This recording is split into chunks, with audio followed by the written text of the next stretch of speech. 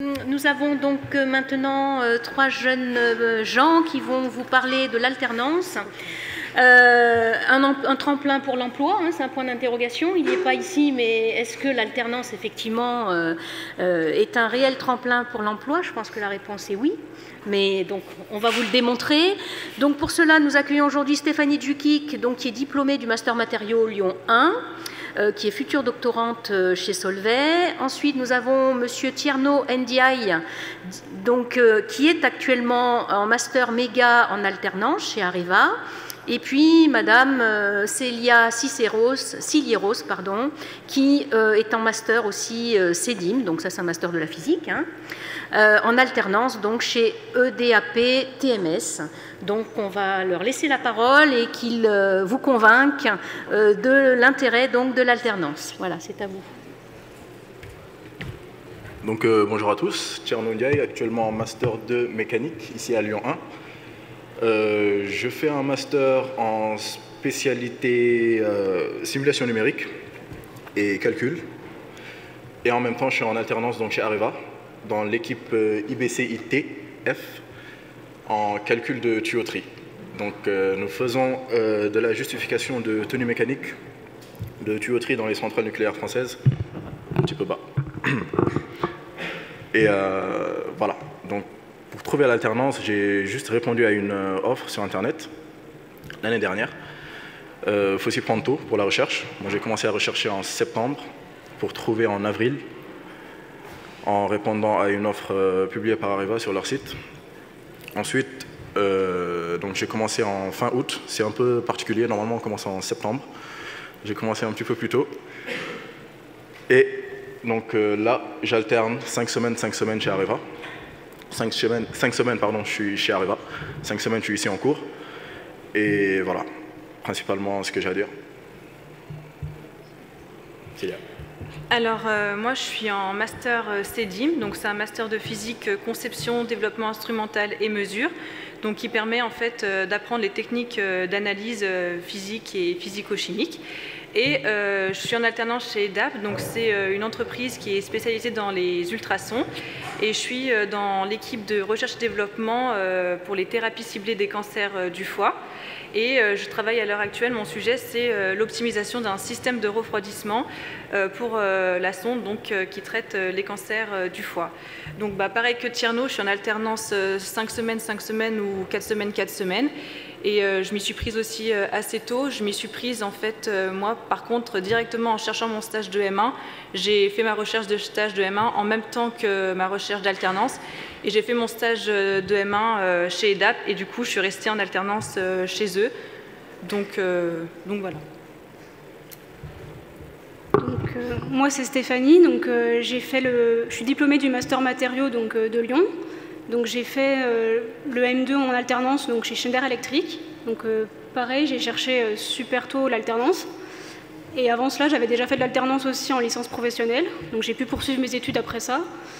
Donc là, je suis diplômée et j'ai trouvé une thèse CIFRE. Donc on peut continuer les études aussi après l'alternance. Donc je vais travailler donc, chez Solvay. Donc je serai tout le temps chez eux. Donc l'avantage de l'alternance, c'est quand même de pouvoir faire des cours donc, théoriques et mettre en pratique aussi ce qu'on apprend en cours. Donc c'est ce que j'ai fait chez Schneider, même si bien entendu tout ce qu'on voit en cours, on ne le voit pas forcément dans l'entreprise. Donc voilà. Donc on va vous présenter donc, les points plutôt positifs de l'alternance. Donc notamment donc, ce que j'ai dit, donc, on peut mettre en application donc, ce qu'on voit en cours en fait, dans l'entreprise. Donc c'est très important et pour l'entreprise de voir ce qu'on apprend aussi en cours. Ça permet de voir si on apprend des choses qui sont utiles entre guillemets. Et aussi nous pour voir si on a bien compris certaines notions. Donc, ça permet d'avoir une première expérience dans le monde professionnel. Et aussi, donc, à la différence, donc, parce qu'on est tous passés par un stage, on a beaucoup plus de responsabilités en tant qu'alternant qu'en tant que stagiaire. Et donc, on se sent beaucoup plus intégré à l'équipe. Et du coup, on se sent vraiment impliqué dans un projet qu'on a envie de mener à long terme. Parce que c'est quand même minimum, enfin pour moi, c'est 1 an. Et du coup, les responsabilités ne sont pas les mêmes et forcément, l'intérêt n'est pas le même non plus.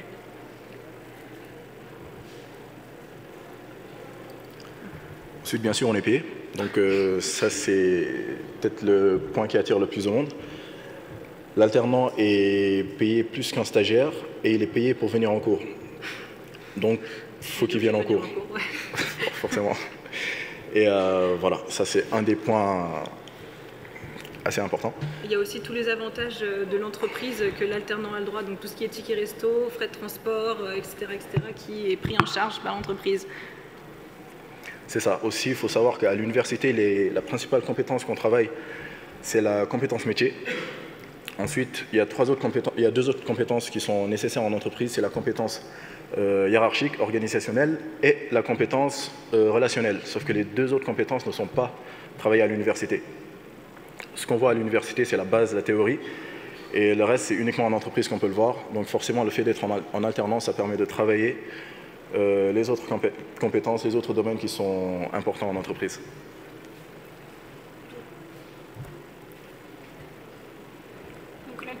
L'alternance demande quand même beaucoup de travail, que ce soit pendant les cours, parce qu'on a quand même des partiels, on a des épreuves à passer, et également aussi au travail, au boulot, on peut avoir des projets à rendre pour le soir même. Moi, ça m'est déjà arrivé de devoir rendre des projets le soir, on doit parler anglais, on doit faire quand même pas mal de choses, beaucoup de travail, donc il faut faire attention à ça, il ne faut pas penser que c'est tranquille. On va en cours, après on a fini. Et souvent aussi, quand on est dans l'entreprise, on a des cours à rendre, parce que comme on n'est pas tout le temps en cours, on a des exposés à préparer, des devoirs à rendre pendant les périodes d'alternance. Donc le soir, quand on rentre, il faut bosser ses cours, quoi. Et le changement de rythme n'est pas forcément évident non plus, par rapport à ça aussi, parce que du coup, on arrive en entreprise, on bosse les cours, on bosse aussi ce qu'on fait en entreprise. Après, on repasse en cours, on doit des fois peut-être rebosser ce qu'on fait en entreprise, suivre les projets. C'est pas forcément simple. Et enfin, donc, il faut vraiment être motivé pour l'alternance. Si on veut trouver une alternance, il ne faut pas baisser les bras dès le premier refus, parce qu'il y a beaucoup plus de refus et pas de réponse que de réponses positives. Et il ne faut pas hésiter à chercher en dehors de la zone où on est en cours. Nous, dans notre promo, on en a qui sont sur Paris ou sur Grenoble. Donc, il faut vraiment se forcer, quoi. En plus, certaines entreprises, je parle de Schneider parce que j'étais sur Grenoble, moi ils me remboursaient mon logement à Grenoble, donc j'avais l'avantage d'être à Lyon, donc pour les cours j'avais mon appartement, et à Grenoble j'avais aussi mon appartement, donc c'était tout bénéfice, pour moi c'était bien. Bien qu'à la base je voulais chercher que sur Lyon, mais j'ai pas trouvé ce qui m'intéressait ici, donc j'ai un peu élargi mes recherches. Aussi, quand on dit qu'il ne faut pas abandonner, il faut savoir qu'il y a pas mal de personnes qui trouvent leur alternance en septembre pour l'année même. Donc jusqu'au bout, il faut insister. Et forcément, se faire un réseau, ça commence dès maintenant. Se faire un réseau, ça commence par les profs, les entreprises, comme là, par exemple, c'est l'occasion. Prendre des numéros, prendre des contacts et téléphoner, insister. Ça joue beaucoup en entreprise. Et voilà. Donc, si vous avez des questions...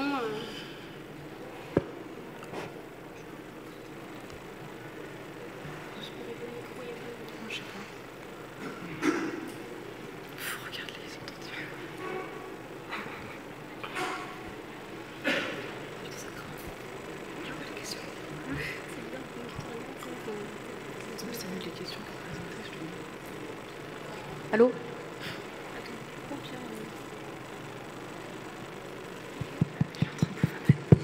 Oui. Oui, des questions peut-être? Ouais. Non, t'inquiète pas Tierno, c'est pas pour toi. C'était juste une question générale, c'était pour savoir si pour être alternant, est-ce qu'il y a une limite d'âge? C'est une question, une réponse à ça. Ça c'est un peu compliqué parce que il y a les histoires des 26 ans, il y a certains contrats qu'on ne peut pas avoir au-delà de 26 ans. Le contrat en apprentissage, on ne peut pas l'avoir quand on a plus de 26 ans. Après, c'est des contrats professionnels, de professionnalisation, et certaines entreprises préfèrent le contrat d'apprentissage à ce type de contrat. Ils ont moins d'aide de l'État, ils ont un peu moins d'aide en fait. Et c'est plus avantageux aussi, le contrat d'apprentissage pour eux en fait.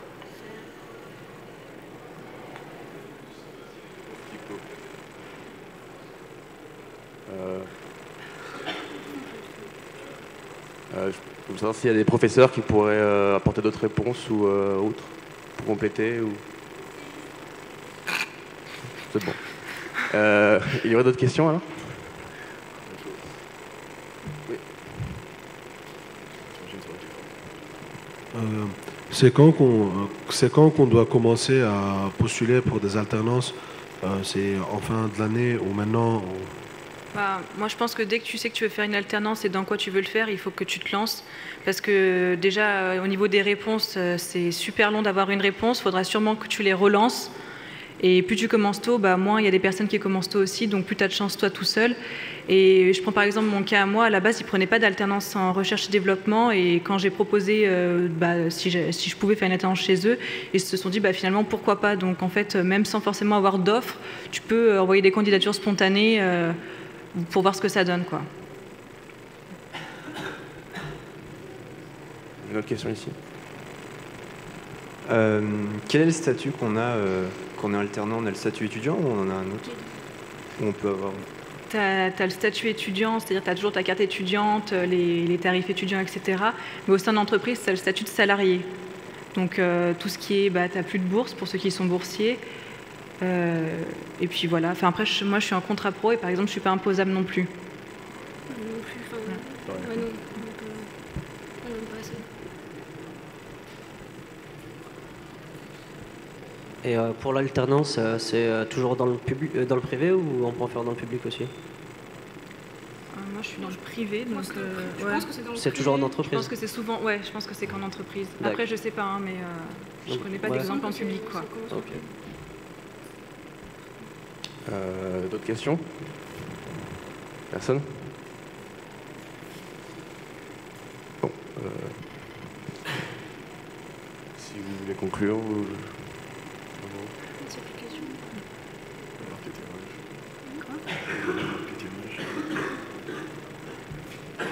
J'en ai une là. Pour les étudiants étrangers, est-ce qu'ils pourront être en alternance? Oui. Oui. Après... Est-ce qu'il y a des démarches à faire en plus? Il y a des démarches que je ne connais pas par cœur. Certains doivent avoir une dérogation pour pouvoir travailler plus de 35 heures plus de 20 heures dans certaines entreprises. J'ai un collègue par exemple qui n'est pas français, il lui faut une dérogation parce que normalement il ne peut pas travailler plus de 20 heures, sauf qu'en entreprise il doit travailler 37 heures. Attention s'il vous plaît. Donc il y a un petit truc à faire. Le parcours professionnel d'ancien va débuter en salle de conférence numéro 2. Voilà. Excuse-moi, j'ai pas entendu. Non, je disais, j'ai un collègue qui n'est pas français et lui, il lui faut une dérogation spéciale parce que normalement, il n'a pas le droit de travailler plus de 20 heures par semaine. Sauf qu'en entreprise, il doit travailler 37 heures. Donc il lui faut un truc spécial. Effectivement, j'ai entendu parler d'une autorisation de travail temporaire. C'est une petite démarche qu'il faudra faire, mais je ne sais pas auprès de quel... c'est auprès de la préfecture? Normalement, il faut voir auprès du RH directement. D'accord. Merci.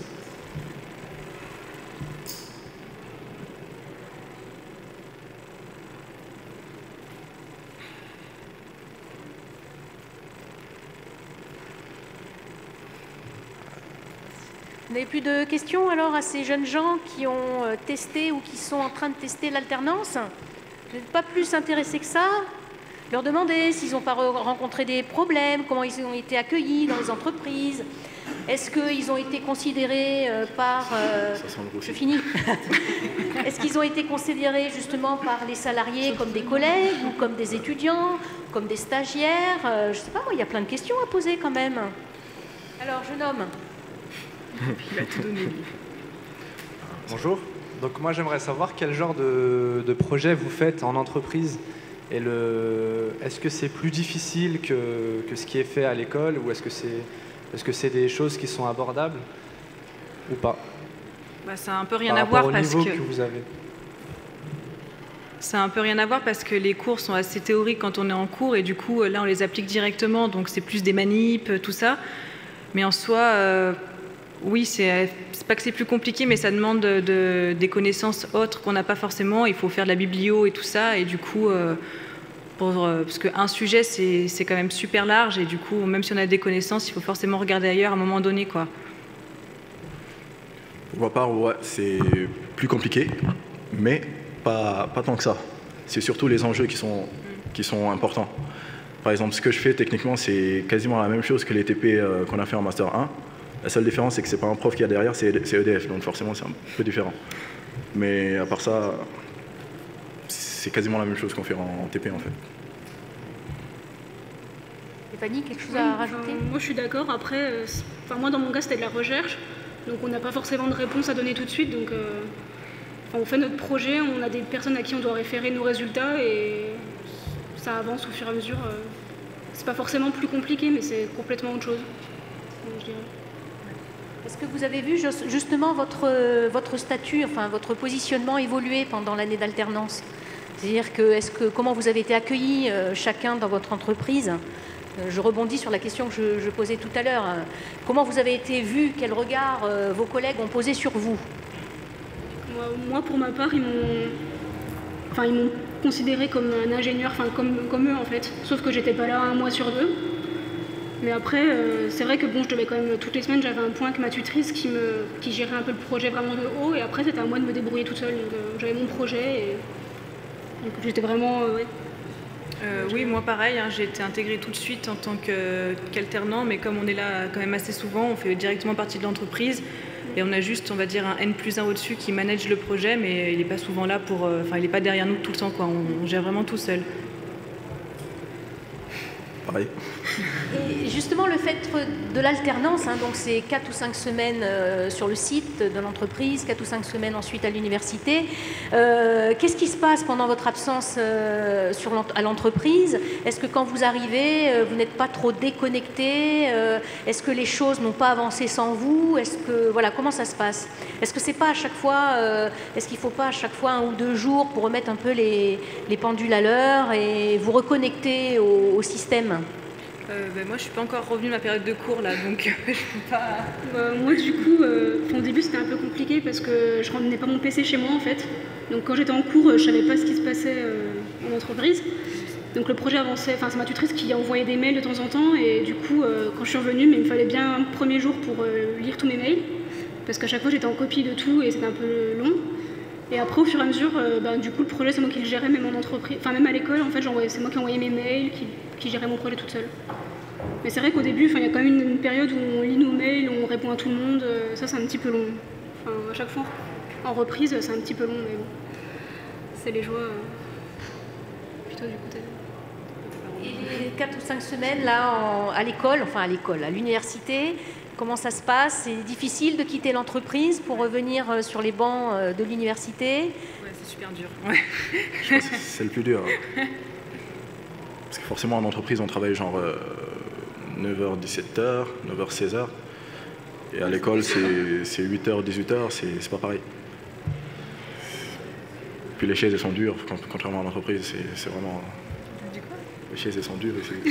C'est difficile de revenir justement... Ouais, parce que quand on est en entreprise, on bouge toute la journée, on gère en fait notre emploi du temps la journée comme on veut, et quand on revient, on est géré par les profs, du coup c'est compliqué, ouais.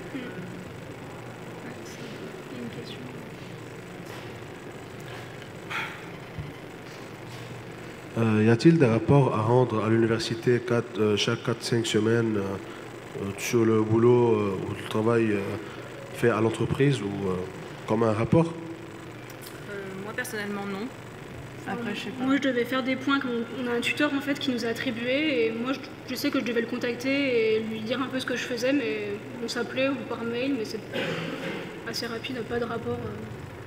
Moi, il faut que je fasse un rapport d'étonnement et une fiche projet. À rendre et un thème d'étude. À chaque retour. À chaque retour.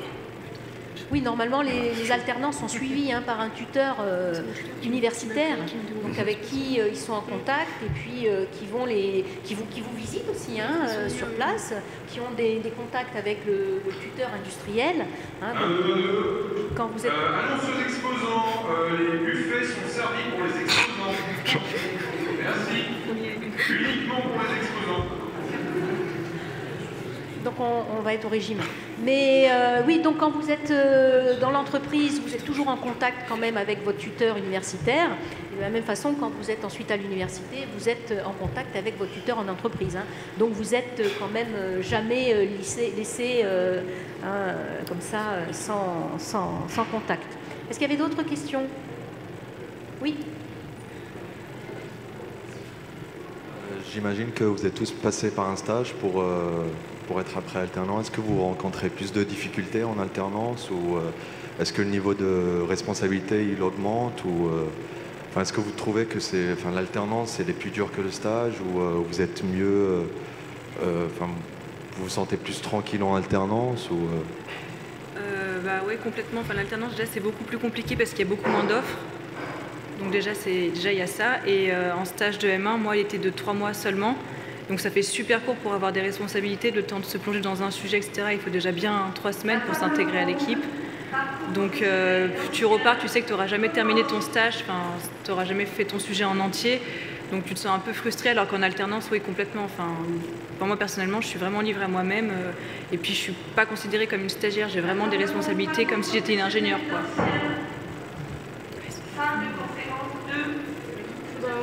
Non, c'était pareil, c'est juste que le stage, moi c'était master matériaux, donc on avait 6 mois de stage, donc on a quand même des responsabilités, mais c'est vrai qu'on est considéré comme stagiaire, alors qu'en alternance, on est vraiment dans l'entreprise, donc on a vraiment des responsabilités. Après le sujet, que ce soit, le projet qui soit plus dur ou non, ça va dépendre de l'entreprise aussi. Moi j'ai fait 2 entreprises différentes, donc les projets étaient complètement différents. Je dirais pas que c'était forcément plus dur en alternance, mais c'est vrai qu'on avait plus de responsabilités. Comme si Quoi qu'il en soit, vous êtes stagiaire en M1 et vous êtes en alternance en M2, hein, donc inévitablement on vous en demandera davantage en M2 qu'en M1, c'est tout à fait normal. Hein. Vous apprenez encore d'autres choses en M2 quand vous êtes à l'université, donc c'est normal que l'exigence en M2 soit supérieure à celle qui existe en M1. Est-ce qu'il y a d'autres questions? Donc l'alternance n'a plus de secret pour vous? Bon, écoutez, on va vous remercier tous les 3 pour votre intervention. Merci.